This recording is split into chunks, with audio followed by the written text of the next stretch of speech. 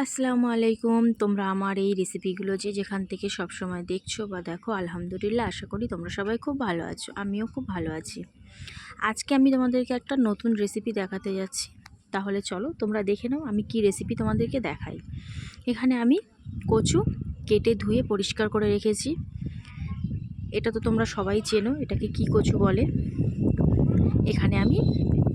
ওখানে আমি 300 গ্রাম কচু নিয়েছি, আর এখানে আমি 150 গ্রাম চিংড়ি নিয়েছি, আর এখানে আছে 250 গ্রাম ছোলার ডাল। ছোলার ডালটাকে আমি ভালো করে আধ ঘন্টা ভিজিয়ে রেখেছিলাম। তারপর আমি ওটাকে ভালো করে ধুয়ে জল ঝরিয়ে নিয়েছি। এবার আমি কেটে ধুয়ে রাখা চিংড়িটা আমি একটু জাল করে নেব। ওর মধ্যে হাফ টিস্পুন লবণ, হাফ টিস্পুন হলুদ, হাফ টিস্পুন লঙ্কার গুঁড়ো, হাফ টিস্পুন আদা রসুনের পেস্ট দিয়ে, ওর মধ্যে 1 চামচ সরিষার তেল দিয়ে আমি ওর মধ্যে ভালো করে ওটাকে মাখিয়ে নেব। নিয়ে ওর মধ্যে অল্প হাফ কাপ জল দিয়ে আমি ওটা জাল করার জন্য বসিয়ে দেব। তোমরা কাঁচা চিংড়ি মানে তেলে ভেজে নিয়ে ওটা করতে পারবে। আমি এটা জাল করে নিয়ে করব। জালটা করে নিয়ে করলেই বেশি টেস্ট হয়। এবার আমি কেটে রাখা কচু আলু, যেটা আমি নিয়েছিলাম 300 গ্রাম কচু, সেটাকে আমি তো ভালো করে কেটে ধুয়ে নিয়েছি। ওটাকে আমি নুন, হলুদ আর লঙ্কার গুঁড়ো দিয়ে মাখিয়ে আমি ওটাকে কড়াইতে সরিষার তেল দিয়েছি 2 চামচ দিয়ে গরম করে নিয়ে আমি এবার ওটাকে লাল লাল করে ভেজে নেব। কচুগুলো ভেজে নিচ্ছি কারণ কচুতে একটা পিছিল ভাব থাকে, সেটা আর থাকবে না ভেজে নিলে। আমি এবার একটা প্রেশার কুকার বসিয়ে দিয়েছি, তার মধ্যে 3 টেবিল চামচ সরিষার তেল দিয়েছি, দিয়ে একটা এলাচ, একটা দারুচিনির টুকরা দিয়ে একটা পেঁয়াজ আমি কেটে রেখেছিলাম সেটাই আমি দিয়ে ওটাকে একটু ব্রাউন করে ভেজে নেব। আমার ওটা ব্রাউন করে ভাজা হয়ে গেছে। আমি যে ছোলার ডালটা নিয়েছিলাম সেটাই আমি ওর মধ্যে দিয়ে এবার ভালো করে একটু কষিয়ে নেব। এবার আমি ওর মধ্যে হাফ টেবিল চামচ আদা রসুনের পেস্ট, হাফ টেবিল চামচ হলুদ, হাফ টেবিল চামচ লাল লঙ্কা, হাফ টেবিল চামচ কাশ্মীরি লঙ্কার গুঁড়ো, ওটা আমি একটু কালারের জন্য দিয়েছি, হাফ টিস্পুন ধনিয়া গুঁড়ো, আর এখানে দিলাম হাফ টিস্পুন বিরিয়ানির মশলা দিয়ে আমি ভালো করে ওটাকে নাড়িয়ে একটু কষিয়ে নেব। কষিয়ে নিয়ে ওর মধ্যে আমি অল্প পরিমাণে হাফ কাপ জল দিয়ে ওটাকে আমি ভালো করে আরও কষিয়ে নেব। কষানো হয়ে গেছে। আমি এবার বড় কাপের 1 কাপ জল দিয়ে ওটাকে প্রেশার কুকারে সিদ্ধ করে নেব। এখানে 4 থেকে 5টা প্রেশার কুকারে সিটি দিয়ে নেবে, নিয়ে ওটাকে সিদ্ধ করে নেবে।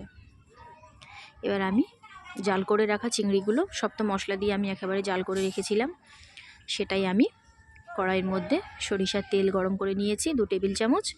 এবার আমি ওর মধ্যে চিংড়িগুলোকে সব লাল লাল করে ভেজে নেব। যেহেতু আমার চিংড়ির মধ্যে তো সব মশলা দিয়ে জাল করা ছিল, আমি সব তুলে নিয়েছি। ওই কড়াইয়ের মধ্যে আরও 3 টেবিল চামচ সরিষার তেল দিয়ে 2টো শুকনো লঙ্কা ফোড়নের জন্য আমি দিয়ে দিয়েছি। এখানে একটা চেরা কাঁচা লঙ্কাও দিয়ে দিলাম।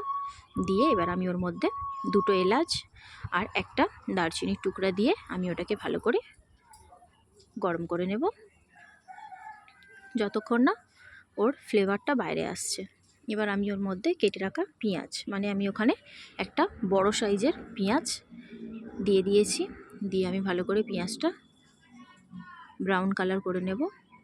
ওর মধ্যে আমি হাফ টিস্পুন লবণ দিয়েছি, পেঁয়াজটা একটু তাড়াতাড়ি সিদ্ধ হয়ে যাওয়ার জন্য। ওটাকে আমি একটু ব্রাউন কালার করে নিয়েছি। ওর মধ্যে আমি একটা কেটে রাখা টমেটো দিয়েছি,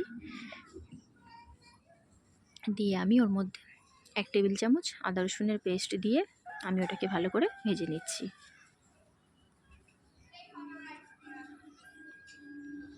আমার ওটা একটু ভাজা হয়ে গেছে। ওর মধ্যে আমি এবার দিয়ে দিচ্ছি, আমি এটা সরিষা গুঁড়া করে রেখেছিলাম সেটাই আমি দিচ্ছি। 2 টেবিল চামচ আমি সরিষার গুঁড়া দিয়ে দিয়েছি। ওখানে আমি দিলাম হাফ টেবিল চামচ ধনিয়া গুঁড়া, তারপরে আমি দিয়েছি হাফ টেবিল চামচ লঙ্কা, হাফ টেবিল চামচ হলুদ, এখানে দিচ্ছি হাফ টেবিল চামচ লবণ। লবণটা কিন্তু তোমরা তোমাদের স্বাদ অনুযায়ী অ্যাড করবে ওর মধ্যে। এখানে আমি অল্প 2টো ধনেপাতা কুচিয়ে রেখেছিলাম, সেটা দিয়ে আমি কষিয়ে নিচ্ছি। আমি ওটাকে একটু ভালো করে কষিয়ে নেব। কষিয়ে নিয়ে আমি ওর মধ্যে 1 কাপ পরিমাণ জল দিয়ে আমি ওটাকে আর একটু ভালো করে কষিয়ে নেব। নিয়ে আমি ওখানে 1/2 টেবিল চামচ চিনি দিয়েছি। এবার আমি ভেজে রাখা চিংড়িগুলো ওই মশলার মধ্যে সব দিয়ে আমি ভালো করে ফের মশলাটাকে কষিয়ে নেব। এবার আমি ওর মধ্যে 1/2 টিস্পুন গরম মশলার গুঁড়া অ্যাড করে দিয়েছি। দিয়ে আমি ওর মধ্যে আবারও একটু জল দিয়ে ওটাকে কষিয়ে নেব। ওটা আমি 5 মিনিট ঢেকে রেখেছিলাম লো ফ্লেমে।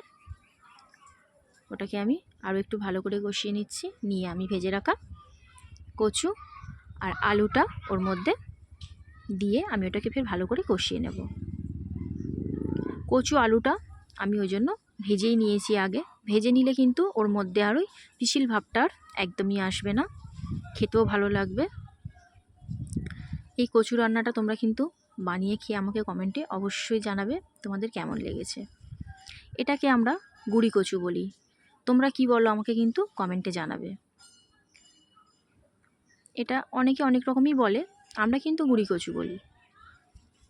এবার আমি ওর মধ্যে 1 কাপ, বড় কাপের 1 কাপ জল দিয়ে ওটাকে আমি ঢেকে একটু সিদ্ধ করে নিচ্ছি কচু আর আলুটাকে। ওটা একটু ভালো করে মাঝে মাঝে একটু নাড়িয়ে দেবে, দিয়ে ওটাকে কষিয়ে নেবে। এবার আমি কচু আর আলুটা প্রায় সিদ্ধই হয়ে এসছে। ওর মধ্যে আমি সিদ্ধ করা ডালটা রেখেছিলাম, ছোলার ডালটা, সেটা দিয়েই আমি ফের একটু ভালো করে কষিয়ে নেব। যেহেতু আমার ডালটা সিদ্ধ করা আর কচুটা একটু সিদ্ধ হতে বাকি আছে, কচুটাকে আমি আর একটু ঢেকে 10 থেকে 15 মিনিটের জন্যই ঢেকে রেখে আমি ওটাকে আর একটু ভালো করে সিদ্ধ করে নেব। ওটা আমার প্রায় সিদ্ধ হয়ে গেছে, কচুটাও খুব ভালোভাবে সিদ্ধ হয়ে গেছে। আমি ওখানে 1/2 টিস্পুন ঘি দিয়ে ওটাকে আবার একটু বসিয়ে রাখবো। এবার আমি ওর মধ্যে 1/2 টেবিল চামচ চিনি দিলাম। এবার আমি ওর মধ্যে 1/2 টেবিল চামচ বিরিয়ানির মশলা দিলাম, আর ওর মধ্যে একটা এলাচ দিয়ে আমি ওটাকে একটু ভালো করে নাড়িয়ে দেব। আমি এবার ওটাকে একটু ভালো করে নাড়িয়ে নিচ্ছি। নিয়ে আমি একটু কিছুক্ষণের জন্য ঢেকে রেখেছি। আমার কচু ছোলার ডাল চিংড়িটা রেসিপিটা আমার পুরো কমপ্লিট হয়ে গেছে। রান্নাটা, কচুটা কিন্তু খুব সুন্দর সিদ্ধ হয়ে গেছে। তোমরা কিন্তু একটু কচুটা সিদ্ধ করে নেবে কিছুক্ষণ, তারপরে কিন্তু সিদ্ধ করা ছোলার ডালটা ওর মধ্যে দিয়ে দেবে। আমি কিন্তু তোমাদেরকে বলেছি এখানে কচুটাকে একটু সিদ্ধ করে নিলেই ভালো হবে। তোমরা কিন্তু খেয়ে ওটাকে বানিয়ে আমাকে